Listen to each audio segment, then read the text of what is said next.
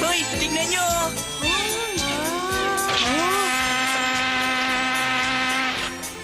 Yan ang River Queen. Yung barkong yan ay pupuntang Quincy. Marami kang alam tungkol sa barkong yan, Ben? Pupunuin lang yung barkong yan ng kargamento tapos aalis na mamayang gabi. Malaking barko yan. Mga 50 metro ang haba niya. Paano ba naman nalaman yan? Isang mandaragat na nagpunta sa amin at kwento sa akin. Pag pumunta tayo mamaya sa pantalan, makikita natin yan. Sana makapanik ako. Sigurado ko, sa laki ng barkong yan, walang makakapansin sa atin kung palihim natin aakyatin. Madali lang yon. Ewan ko sa inyo, pero ako, makakagawa ko ng paraan. Ako magagawa ko yun. O sige, titignan natin lahat ng barko. Magkikita tayo sa bantalan mamayang gabi. Oo ba, sige. Papanikin natin ang barkong yan. Ako rin, papanik ako ron.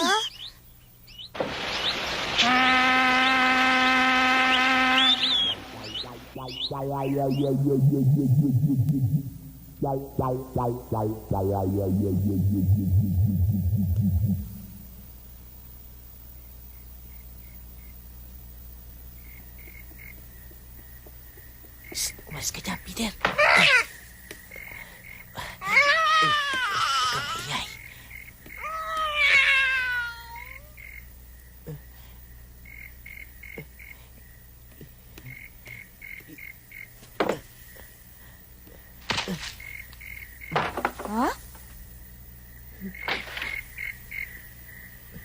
Sino ba yan? Meow! Oh? Ikaw pala, Peter. Akala ko si Tom ka. Halika na nga dito. Ang daling tumakas sa bahay pag tulog na ang lahat. Ang mahirap lang kung gising pa sila.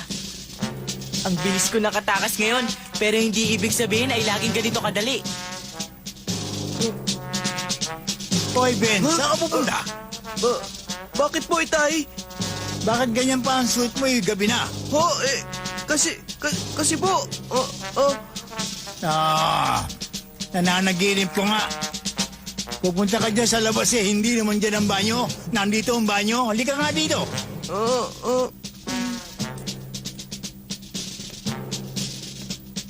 Nagbihis ka na ng pantulog. Dali ka. Mega ka na. Opo, Itay.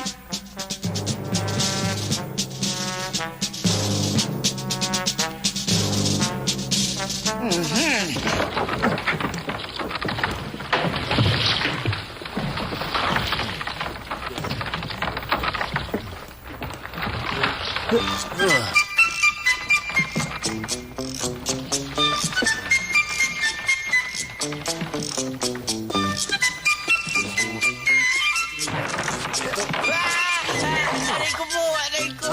Ano ba yun? Umalis ka nga dyan. Halika, Anong ginagawa mo dito, ha? magsalita ka. Siguro balak mo mang umit, ano? Pag bumalik ka pa rito, itatapon na kita sa ilog. Sige. Ikaw naman ulit!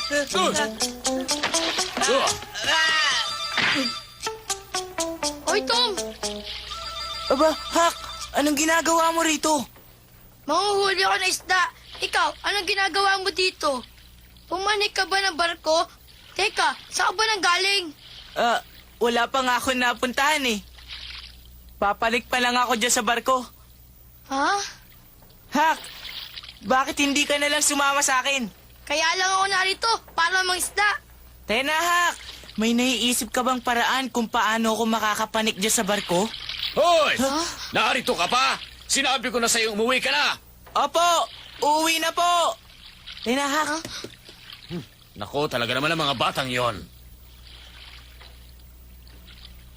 Bilisan nyo! Kilos, mga bata! Opo, Kapitan! ang galing nito, Hak. Kumingay.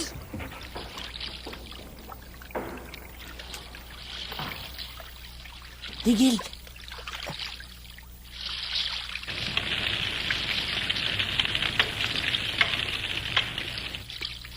Ngayon na. Sige.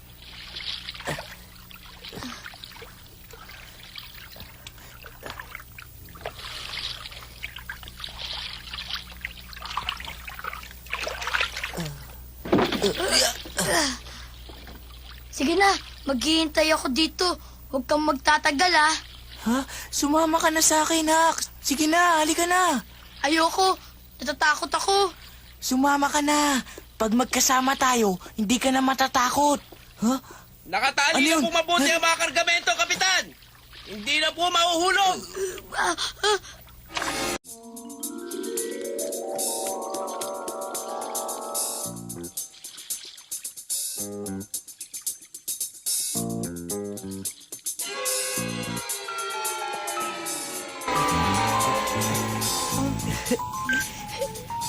Tignan mo, Hak. Oo. Kailangan kasi, lagi may apoy yan, huwag magdamag. Ah, ganun.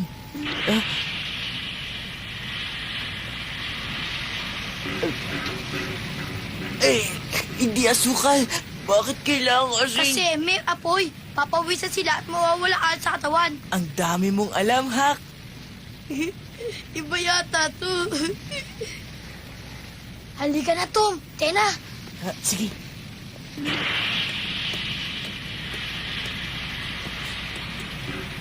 Teka, Tom.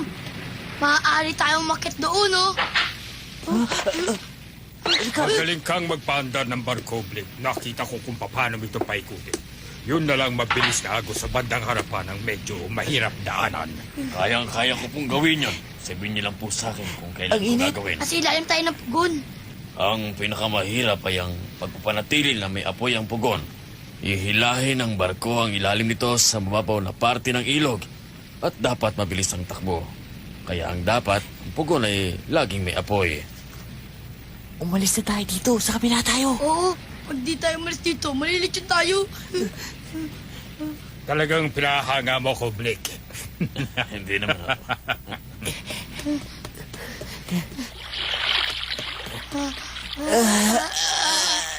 Ang init doon. Mas masarap pa dito sa labas. May Naku, Hak. Ang silid na piloto. May tao ba sa loob? Bukas ang ilaw eh. Tingnan natin.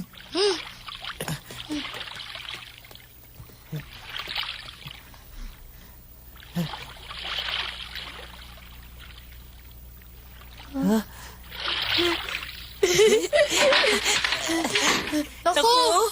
Ang galing! Ang ganda dito. Hak! Handa na ba ang lahat? Opo, Kapitan! Ayos na ba ang mga kargamento? Opo! Itaas na ang tuloy ng barko! Palakasin ang apoy. Ayos na ang daraanan. Umalis na tayo sa pantalan! Humanda na sa pag-usad ng barko! May May sinabi ka ba? Humanda na sa pag-alis!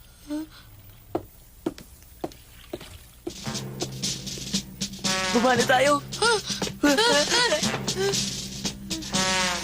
Teka, may dumarating. Sa tayo dito, dali.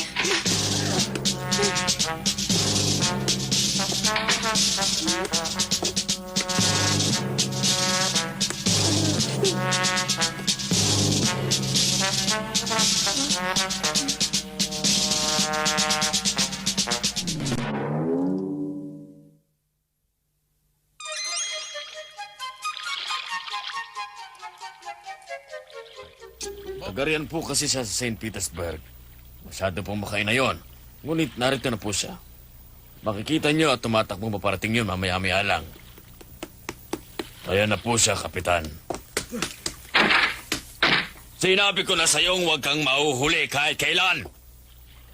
Gusto mo ba talagang maging isang piloto ng barko? Opo! Opo! Mike, sa susunod na mahuli ka, bababa ka ng barkong ito. Tandaan mo yan! Ha? Opo! Nakita mo naman ba mga magulang mo? Pupuntahan ko po sana sila, kaya lang po. Malas mo lang. Huwag ka lang tumayo dyan. Aalis na tayo! Opo! Alisin ang tuloy ng barko! Itaas ang angkla!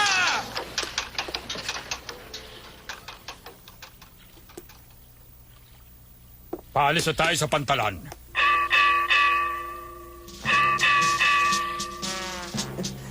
Matatalo na ba tayo, Hak? Hindi maaari. Paandalin ang pugon! Umatras ng dahan-dahan! Umatras ng dahan-dahan! 30 puntos pa kanan. 30 puntos pa kanan!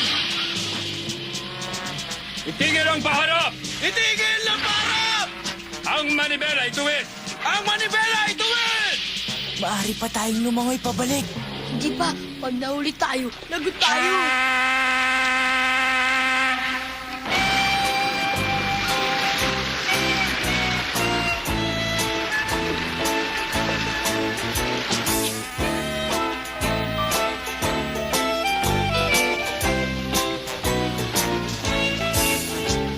Ngayon ay malapit na tayo sa bahagi ng ilog na mabilis ang pag-agos ng tubig. Bahala na kayo. Nasa baba lang ako. Abo. Ikaw, Mike. Po, Ano ang dapat gawin kapag mabilis ang agos ng tubig? ididiretso po ang barko sa Plumheads. Yun po ang dapat nating gawin. At paano mo makikita ang plumhead sa ganitong dilim? Hindi ka kwago. Bibilisan po ang andar sa medyo malalim na parte. At pag malalim-lalim na po, alam ko na po, ililiko po ang barko sa gawing kanan palalim. Ganun ba? Opo, Ginoong Blick! Sige, gawin mo! Love! Disband! Plum! Anong ibig sabihin ng plum? Pinasukat ng lahim ng tubig. Mababaw ang tubig dito kaya sumasayad ang ilalim ng barko sa buhangin.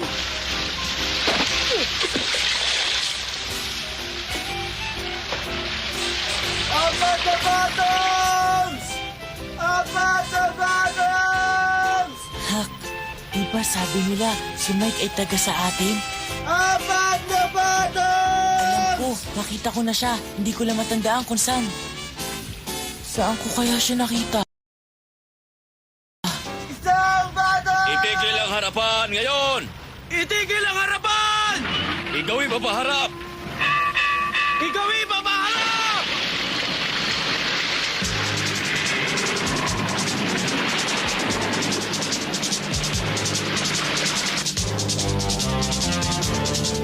Paandarin niyo na ang steam sa harap at inyong bilisan! Paandarin ang steam! Paharap at bilisan!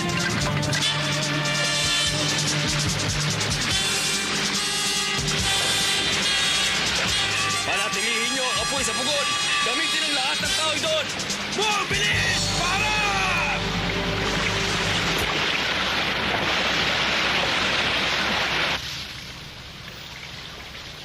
Mike, Po, lagi mong titingnan ang ibabaw ng tubig. Mas marami kang matututuhan sa ganon kaysa sa mga libro. Dapat mong matutuhang basahin ang ibabaw ng tubig. Tanda mo yan. Opo! Dumito ka. Palitan mo muna ako. Diyan ka muna. Opo! Tuwid na ang ilog. At malalim na ang tubig, Mike. 3 taon na ngayon buhat nang dumating ka sa akin. Noong una, halos madalas kang umiyak. Ang akala ko noon ay halos hindi na kita pakikinabangan pa. Ngunit tingnan mo ang sarili mo. Mahusay ka ng piloto ng barko. Tama, siya si Iyaking Mike. Natatandaan mo, umalis siya sa atin 3 taon nang nakakaraan. Oo nga. Mike, bababa lang ako. Dito ka muna. Opo, Ginoong Blick! Sigurado ko, Hak. Matatandaan niya ako. Maaalala ka kaya niya? Hindi niya ako malilimutan. Baka. Huh? Mike! Mabuti na tingnan tayo muli! Kamusta ka na, Mike? Ano ginagawa niyo rito? Ako, si Tom. Hindi mo na ba ako natatandaan? Tom? Ano, Tom? Tom Sawyer? Nagawa mo na naman ako ng kapilyuhan mo! Bakit ka nagpunta dito? Kapilyuhan? Anong sinasabi mo? Tingnan mo, Hak. Natatandaan niya ako. Paano hindi? Lagi mo siya pinapayak noon.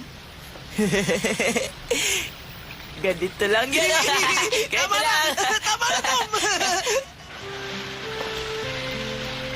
Naalala nga ako ni Mike. Ngunit hindi na siya si Mike na dating kilala ko. Umasenso na siya. Ay, malaki ba to? Tatamaan natin! Hawakan niyo, Manibela!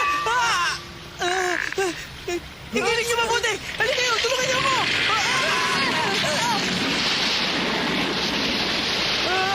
May isa pang nakalubog na bato! Ihinto ang barko! Ihinto! Ay! Anong nangyayari? Ang linya po, ginomblik! Andun po, oh! Ano ka ba naman, Mike? Hangin lang yun. Sinabi ko na sa'yo, nasa malalim na tayo. Opo! Ano ang ginagawa niyo rito, ha? Mga kaibigan ko po sila, ginomblik! Ganon. Ano ba ito? Takbo, Hak! Umayon ka rin ang bata rito! Huliin sila! Gusto ko Dalihan na ninyo! ng mga yan! Huli!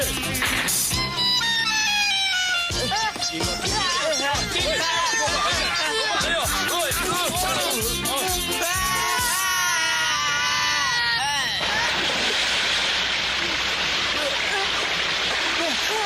Hak!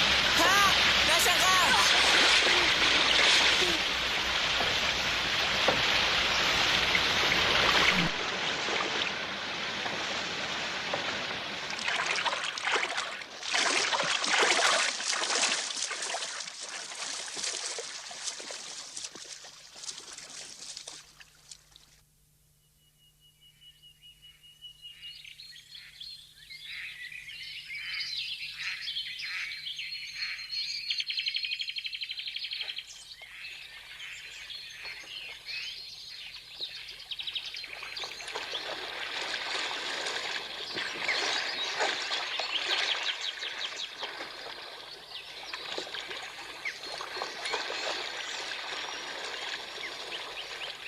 Hoy!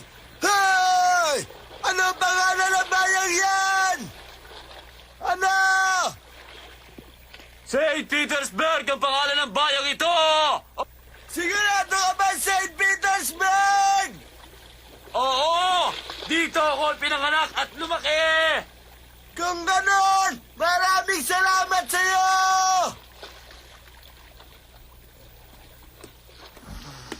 Hoy, mga bata, gising na. Nandito na tayo sa St. Petersburg. Gumising na kayo. Ano ba? Hindi ba ito ang inyong bayan? Oo nga. Narito na tayo, Hak. Salamat po, Ginoo. Salamat po! Hala, sige. Magsiuwi na kayong dalawa. Sa susunod, hindi ko na kayo tutulungan. Sige po, paalam po. Paalam po!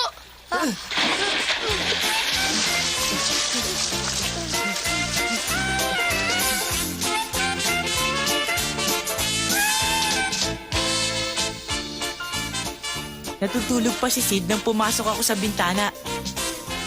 Ginising ko at sinabing, Sid, gising na. Mahuhuli ka na sa paaralan. At hinila ko ang kanyang kumot. Siyempre, bayani ako sa paaralan. Nakinig silang lahat sa istorya ko kung paano kami ni Hak nakapanik sa barko.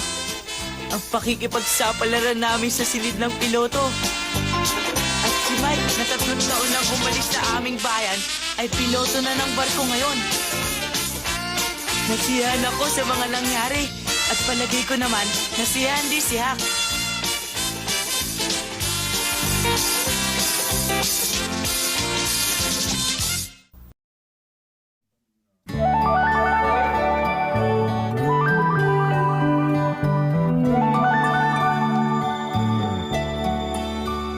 人が生ま